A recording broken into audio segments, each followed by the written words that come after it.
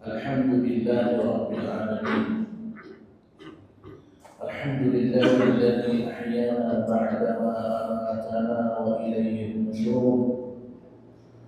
صلوات الله وسلامه على سيدنا محمد وعلى آله وأصحابه إلى يوم الدين. سبحانك لا علم لنا إلا ما علمتنا إنك أنت العليم الحكيم. اللهم ارزقنا علما وارزقنا فهما وعملا صالحا ورزقا حلالا وقلبا خاشعا ولسانا ذاكرا.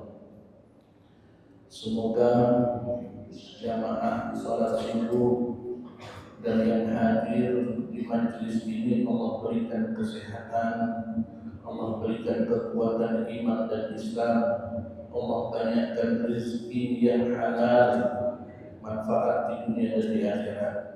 Allahumma amin. Dan mudah-mudahan Allah catat sebagai orang-orang mukminin. Hadirin sekalian rahimakumullah, agar hidup menjadi berkah. Yang namanya berkah itu dalam bahasa Arabnya adalah barokah. Berkah atau barokah. Jarang orang yang berpikir tentang keberkahan, tapi sering orang berpikir tentang keuntungan.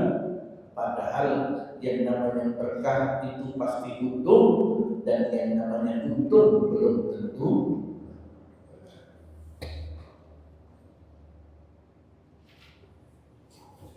Berkah itu tidak kelihatan, tapi bisa dirasakan. Berkah itu memang tidak bisa dilihat, jadi banyak orang yang tidak berambisi untuk mencari berkah. Tapi yang namanya orang-orang mukmin, begitu Allah mengatakan ada keberkahan, maka orang mukmin pasti akan mencari yang Allah nyatakan dan pasti akan dirasakan. Orang mukmin pasti merasakan. Bahkan non mukmin sekalipun, orang Islam biasa pasti merasakan keberkahan. Sehingga Rasulullah mengatakan menipu baik dalam perdagangan, dalam bisnis, dalam usaha apapun juga itu manfaatun lis-sil'ati mumhiqatun lil barakati. Menipu apapun bentuknya manfaat lis-sil'ati, untung secara materi. Menipu itu untung secara materi. Materi untung, iya betul. Tetapi muhifatun lil barakati, dia akan menghilangkan nilai-nilai keberkahan. Secara finansial bagus, tetapi secara manfaat keberkahan inilah yang akan kita bahas supaya kita lebih merasakan bahwa berkah itu lebih baik daripada untung. Karena berkah itu pasti untung, dan untung belum tentu berkah. Yang sering dilupakan oleh sebagian besar umat Islam adalah berkah. Bahwa muhiqatun lil barakah itu akan menghilangkan keberkahan, sehingga keuntungan materi tadi akan lenyap, manfaatnya lenyap. Untungnya ada, tapi manfaatnya nggak ada. Banyak contoh dalam kehidupan kita, banyak contoh.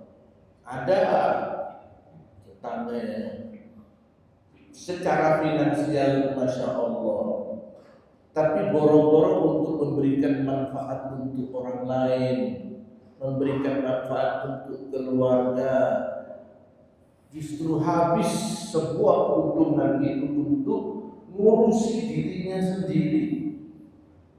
Ngurusi dirinya sendiri yang ini, yang itu, berobat ke sini, berobat ke sana, menyelesaikan masalah ini. Wow, seolah-olah tidak ada waktu lagi. Seolah-olah tidak ada waktu lagi dari subuh, bahkan sebelum subuh sampai malam itu seolah-olah habis waktunya. Habis waktunya. Padahal tidak berbuat apa-apa, tidak memberikan manfaat apa-apa. Itulah yang disebut dengan hilangnya nilai keberkahan. Maka dari itu bagaimana caranya kita mendapatkan keberkahan itu yang bisa dipastikan untungnya pasti ada, dan barokah itu adalah nilai tambah. Arti barokah itu adalah nilai tambah dari sebuah materi, dari sebuah pekerjaan, dari sebuah kegiatan. Itulah namanya berkah. Dikatakan barokah, kalau bahasa Arabnya barokah, bahasa kita ini berkah. Berkah berarti memberikan manfaat. Banyak atau sedikit, kiranya berkah itu memberikan manfaat untuk orang lain. Dan memberikan manfaat untuk dirinya sendiri, itu pasti. Itulah yang namanya barokah dan keuntungan. Kalau berkah pasti untung, kalau untung belum tentu berkah kalau tidak ada tadi yang disebut dengan instrumen keberkahan. Yang kadang-kadang berkahnya sedikit atau apa sih berkah itu? Berkah memang definisi umumnya adalah nilai tambah. Tetapi berkah juga bisa dimaknai dengan cukup. Berkah itu orang yang memiliki kecukupan. Makan, ketika butuh makan, cukup.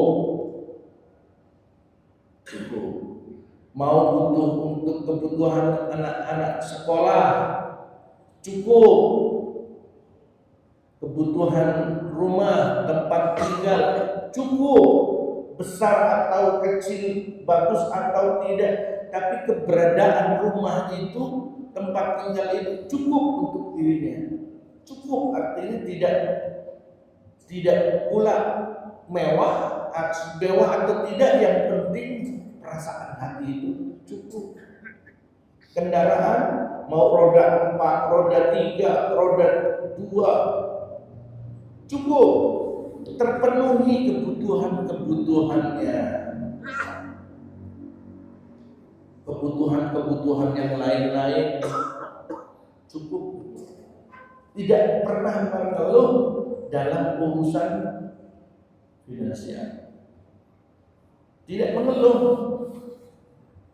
Sementara ada orang yang punya penghasilan besar mengeluh, punya penghasilan sedang mengeluh, punya penghasilan sedikit mengeluh. Hati-hati, berarti ada yang hilang dari materi itu tadi, yaitu keberkahan. Kalau merasa kurang, tidak ada orang yang merasa cukup. Apakah orang-orang kaya raya konglomerat itu cukup? Coba tanyakan, di sini ada orang kaya raya enggak? Biasanya yang datang ke masjid ini menengah ke bawah. Ya ada sih, banyak juga yang kaya, minimal kaya hati. Kata Rasulullah SAW, tidak ada orang yang sudah punya harta kemudian sudahlah saya cukuplah. Naluri dan fitrah manusia tidak mengatakan demikian. Coba, orang sudah punya pulau satu, pengen 2 pulau. Orang sudah punya yang bagus, pengen yang lebih bagus lagi. Dan itu akan dilakukan dengan berbagai macam cara dan tidak akan pernah Terus kata Nabi Sallallahu Alaihi Wasallam, sampai mulutnya penuh dengan tanah. Tidak ada manusia yang puas dengan harta. Tidak ada yang puas. Di surat disebut dengan sebenarnya itulah orang miskin karena masih punya keinginan finansial, materi yang tak pernah cukup. Itulah yang disebut dengan bukanlah orang kaya. Cukup